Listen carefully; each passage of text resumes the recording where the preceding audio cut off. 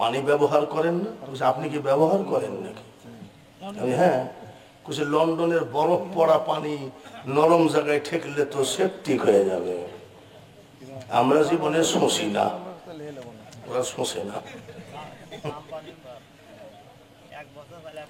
আমার মুসলমান, হাক্কা তুকাতিহি ওয়া লা তামুতুন্না ইল্লা ওয়া আনতুম মুসলিমুন। ইয়া আইয়ুহাল্লাযীনা আমানু দুখুলু ফিস সিলমি কাফা। বাইরে আমার এইবার পরশুরাম বাদশার লোক এসে বলছে, মুসলমান ফকির আপনি উঠে যান। বলে কেন? পানি নাপাক হয়ে গেছে, অজু বানাইছে।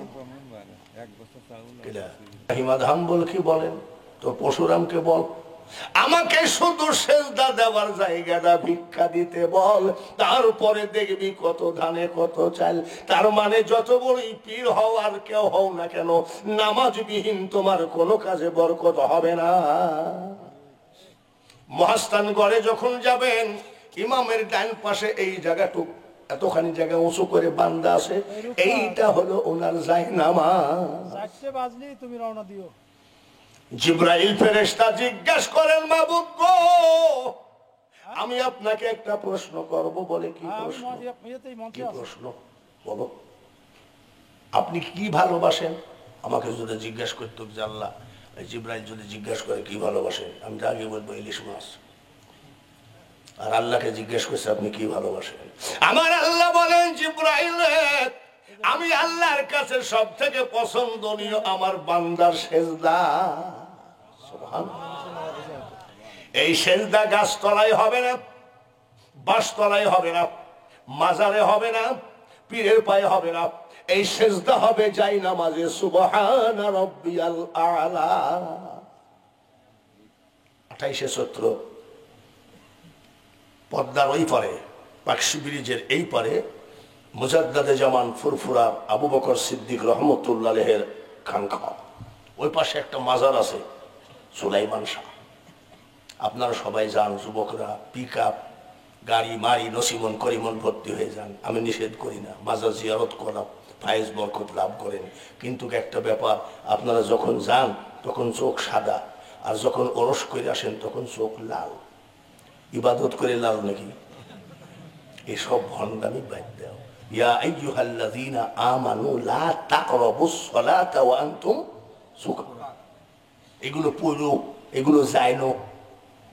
বাবাজিরা, ইসলাম জিন্দা করলেন ইব্রাহিম আদহাম্বল কি? উনি মসজিদ বানালেন ওই জমিনে। আমরাও তো কম বানাই নাই, আমরা বানাইছি সিনেমা। উনি মসজিদ বানালেন আর আমরা বানালাম।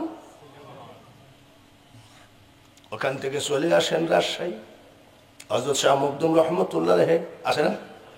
আছে না? ওই জামানার জাহেল বাদশা নরবলি দিত। নরবলি মানে আরো বুঝাইয়ে দিই, তোমরা তো ইন্টারনেট গুতাগুতি করো, ইংলিশ বুঝো কিন্তু বাংলা বুঝো না, ভালো করে বুঝালো।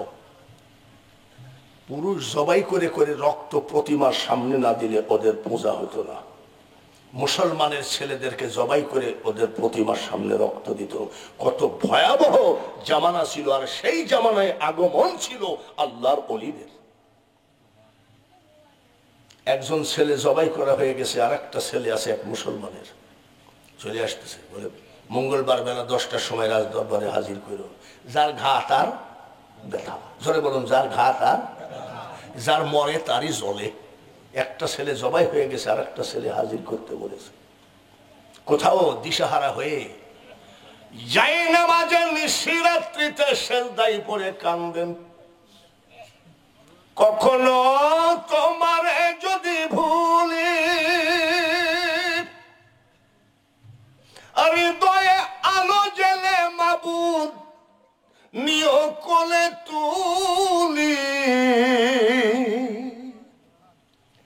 ঠাই দিও প্রিয়তম ওগো দয়াবান। এসব গজল শিখতে পারো না মুসলমান ছেলেরা? রাত্রে ঘরে ঘুমে ধরতেছে না, দরজা বন্ধ করে তুমি রহমান, এইসব গান গাইতে পারো না? এসব গান, তুমি তো মুসলমান, এগুলো শিখো।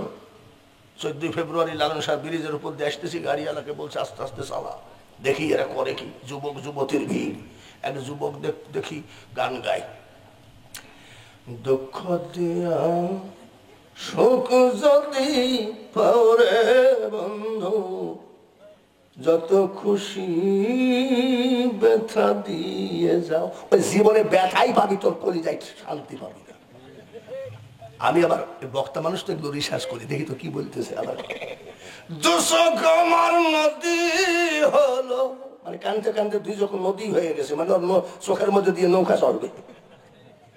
আর কি দেখতে চাও রে বন্ধু, মুসলমানের ছেলেরা কোরআন পড়ো না, হাদিস পড়ো না, আলেমের পাশে বসো না, অলির পাশে বসো না, ইহুদি নাসারার মতো চলাফেরা করলে এই দেশে করোনা ভাইরাসের থেকেও বড় গজব আসতে পারে। ঠিক তো লাইন মোতাবেক আসিস নি। এক সওয়াল চুল কেটেছে এখানে 3টা দাগ। আব্বা এটা কি কাঠিং, কিছু মনে করেন না? মোল্লা মানুষ বুঝবেন না, ব্রাজিল কাঠিং। মুসলমানের ঘরেতে ইহুদি কাটিং চুল কাটলে সেই দেশে শান্তি হয় নাকি? এরকম করে। এখন একটা জিনিস নাই, ওই জিনিসটা কিছুদিন ছিল। এক সওয়াল এসে আমার কাছে, আসসালামু আলাইকুম ওয়া রাহমাতুল্লাহ। সৌদি আরব থাকিস নাকি? তো সালামের ভাবই আলাদা। দেখি দাড়ি মুছ কিছু নাই, এখানে গুড়া 30 রেখে দিয়েছে। এটা কিন্তু এখন আবার দেখতেছি না, কিছুদিন চলেছে। বাবাজি দাড়ি শেভ করিস কোন সেলুনে? বলে কুষ্টিয়ার ভিআইপি সেলুনে। লাফির টেরা না কানা? তো সে চোখ তো ভালোই আছে। তো বলছে যে আয়নাতে দেখ একটু বাইদি আছে। বলে আপনি মোল্লা মানুষ বুঝবেন না, ওটা বাইদি নাই, এখন চলতেছে। কি আর বলবো রে আই মুসলমান, ঠিক রাখো ইমান, দিন ইসলাম যেন ডুবে না। দেশে যখন সাইক্লোন হয়, দেশে যখন অভাব হয়, দেশে যখন করোনা ভাইরাস হয়, তখন ডাক দিয়ে বলে শাহজালালের বাংলাদেশ। দেখেন এই দোয়া পড়ে কিন্তু, শাহ মখদুমের বাংলাদেশ রহম করো আল্লাহ। বিপদে পড়লে অলির দোহাই দিয়ে কাজ হবে না। এখন অলিরা যে পথে চলেছে সেই পথে গমন করো, সেই পথের নাম হলো ইহদিনাস সিরাতাল মুস্তাকিম।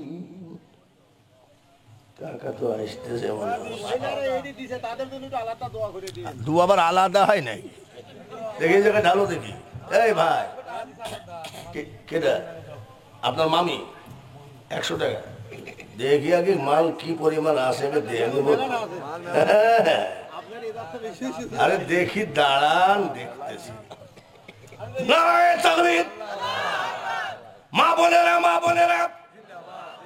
আচ্ছা ভাই, আপনি যে বলতেছেন মেলা টাকা, দাঁড়ান, আপনি যে বলছেন মেলা টাকা আছে, হ্যাঁ, এই যে আমাদের এরকম যে মাল বড় বড় আমার তলে আছে জানেন, আর এই কয়টা খুচরা টাকা নিয়ে এসে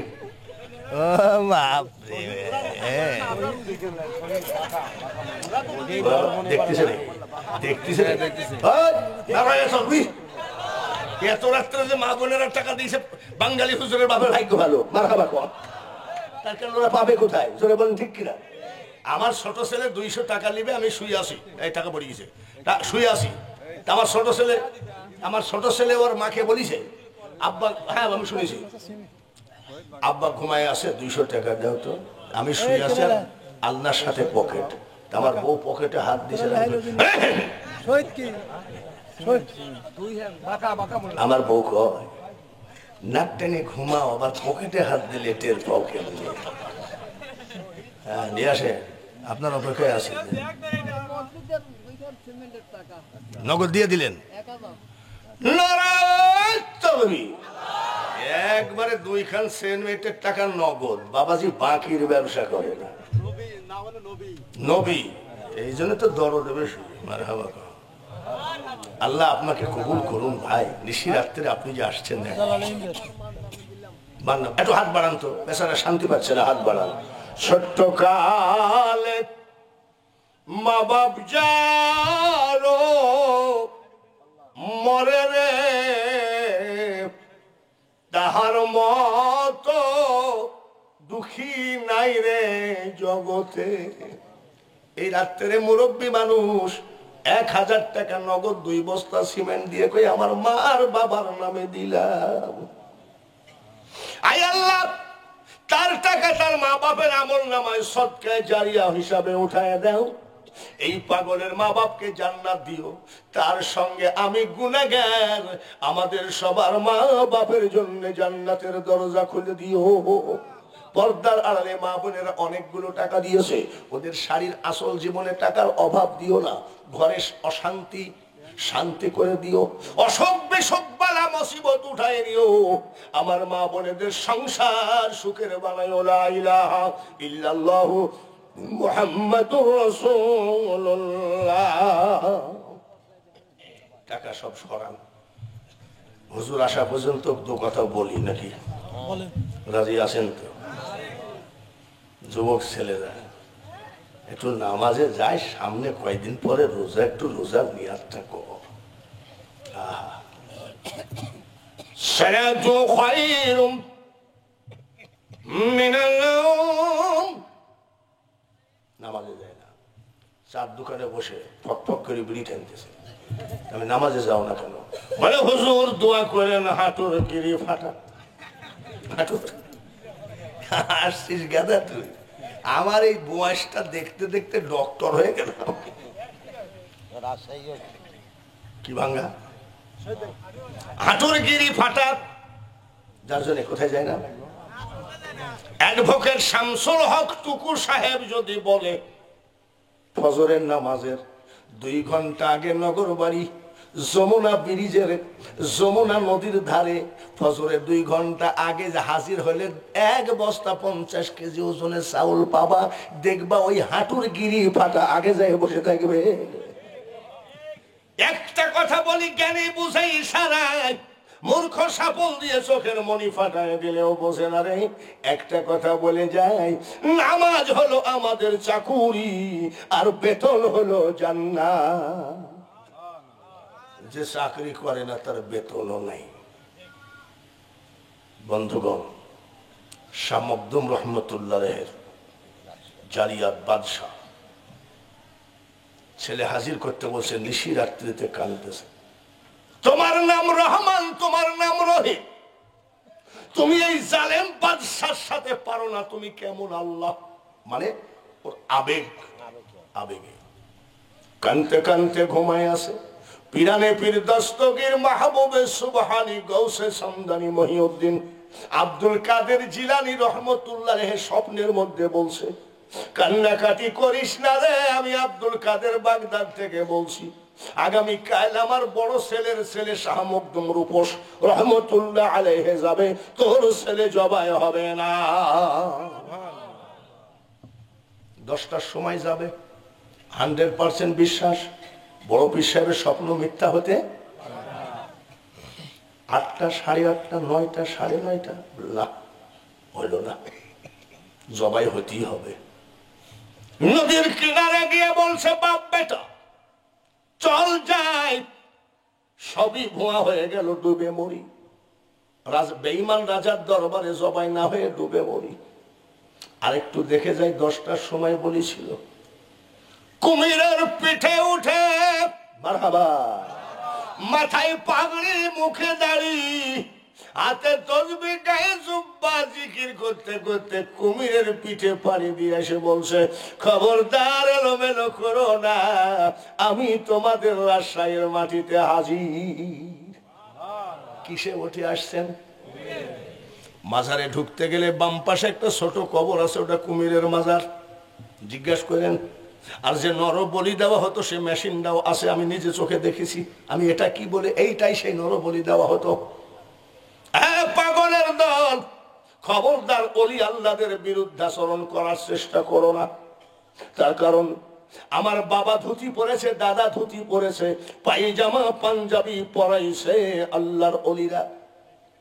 1956 সালের যে সব দলিল জমিনের সব জায়গায় লেখা আছে শ্রী শ্রী আব্দুর রাজ্জাক, শ্রী শ্রী আব্দুর রহিম, এই শ্রী শ্রী কেটে মোহাম্মদ লাগিয়েছে আল্লাহর অলিরা। রাজশাহীর মাটি গেল। এইবার আসেন তো দেখি চিটাগাঙ্গের আনোয়ারা থানায় হযরত মহসেন আউলিয়া।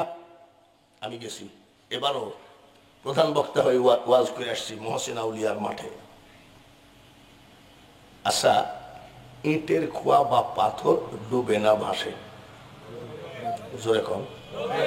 আর উনি পাথর ভাসায় নিয়ে চলে আসতেছে নদীতে, সুবহানাল্লাহ। তারপরে অস্বীকার করবো নাকি? আমার নবী বলেছেন মহসিন আউলিয়া পাথর যাইতে যাইতে যে জায়গায় বেঁধে যাবে ওই জায়গায় আস্তানা গাড়বা। মহসিন আউলিয়া আনোয়ারা থানা কদমতলী গ্রামে এসে আর পাথর চলে না। ওই জায়গায় একটা মুসলমান ছিল না, 360 ঘরে হিন্দু। তারা ছিল ঘরামি। কি ছিল? ঘরামি, ঘরের কাজ করে, তাই তো ঘরামি। তো ওই ঘরামি এক হিন্দুর বেটা, মার পেটের থেকে বুবা। বুবা মানে কি?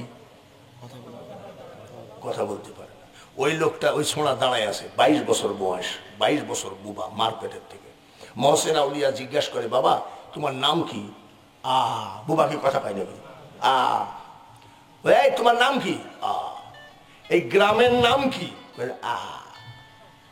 তোর বাপের নাম কি? তুমি রাগ করে ঠাস করে এক চড়ে ওই হিন্দুর ছেলে গোসাই ঠাকুর জগন্নাথ লোকনাথ সব পানি পড়াতে কাজ হয় নাই। আর আল্লাহর ওলির একটা চড়ে কথা বলতেছে, 5-7 মিনিট পরে রওনা দাও। ঘরের ভিতরে, ঘরের উপরে ঘরের চাল ছাড়ছে। এমন সময় এই জবান খুলে দিয়েছে। মহসিন আউলিয়া ডাক দিয়ে কয়, আব্বা। হিন্দু কয়, কি রে? গোসাই ঠাকুর ভোলানাথ তারকনাথ জগন্নাথ পানি পড়া কত কিছু খাওয়াইলাম, আমার ছেলে তো কথাই বললেন, কথা বলে ঢোকে না। কি রে বাপ? বলে আব্বা আইসো গো, একটা সোনার মানুষ এই গ্রামে হাজির। ডাক দিয়ে 360 ঘর হিন্দু বলতেছে, কত গোসাই ঠাকুরের তেল পড়া জল পড়া খাওয়ালাম, ভালো হলো না। আর আপনার একটা চড়ে আমার 22 বছরের বোবা ছেলে ভালো হলো। আর এদিক ওদিকে আমরা ঘাড় তাড়ামি না করে আপনার হাতে হাত দিয়ে কলেমা পড়ে মুসলমান বানায় নেন। লা ইলাহা ইল্লাল্লাহু মুহাম্মাদুর রাসূলুল্লাহ। যে দেশেতে ঘুমাই কত আউলিয়া দরবেশ, ঠিক কিনা? সে যে আমার জন্মভূমি সোনার বাংলাদেশ। গরু গোবিন্দ বাদশাহ সিলেটের মুসলমানি দেওয়া যেত না, গরু জবাই করা যেত না, শুধু তাই না কুরবানি দেওয়া যেত না। ওই গরু গোবিন্দ বাদশাকে 360 আউলিয়ার সর্দার হয়ে চলে আসলেন বাবা শাহজালাল। সুরমা নদী তখন ব্রিজ ছিল না, উনি কি নৌকা নিয়ে আসছিলেন নাকি পার হওয়ার জন্য? জায়নামাজে পাড়ি দিয়ে উনার যে সেনাপতির প্রধান নাসিরউদ্দিন সিপাহসালার আজান দেওয়ার সাথে সাথে রে ওই গরু গোবিন্দ দুতলা বাড়ি একেবারে হড়মড় করে ভেঙ্গে সুরমার হয়ে গেল। তাই বলছি, মুক্তিযোদ্ধারা অত্যাধুনিক অস্ত্র দিয়ে বাংলাদেশ স্বাধীন করেছে। সাহাবীদের মাধ্যম ছিল তীর আর তলোয়ার। আর আল্লাহর ওলিরা এই বাংলার জমিনে ইসলাম জিন্দা করেছেন কেরামতি দিয়ে। এখন আবার নাকি নতুন করে ফেরিঘাট চালু হলো নাকি শুনলাম, হলো নগরবাড়ি কাজিরহাট ফেরিত কোনদিন চড়িয়েছেন? চড়িয়েছেন? ফেরিতে কি মৌলানা মোখলেসুর রহমান লেখা আছে? মৌলানা সৈয়দ নজরুল ইসলাম লেখা আছে? মৌলানা মুজিবুর রহমান লেখা আছে? ফেরিতে লেখা আছে শাহজালাল আসেনি? শাহ মখদুম আসেনি? কেরামত আলী আসে নাকি? বায়েজিদ বোস্তামি আসে নাকি? এই নামগুলো কেন? মুর্শিদ তোমার নাম স্মরণে সয়না তারে কাল সমনে, রনে বনে জলা গুনে ভয় থাকে না তার। মারহাবা বলেন। আল্লাহর ওলিদের বিরোধিতা করলে আল্লাহ বেজার হয়ে যায়। আলা ইন্না আউলিয়াল্লাহি লা খাউফুন আলাইহিম ওয়ালা হুম ইয়াহজানুন। এই ওলির দেশে বসে দেখি ইসালে সোয়াবে, খবরদার কৃপণতা করো না, একটুখানি ঝংকার দিয়ে পড়ো আল্লাহুম্মা। সবাই সাল্লি মাওলা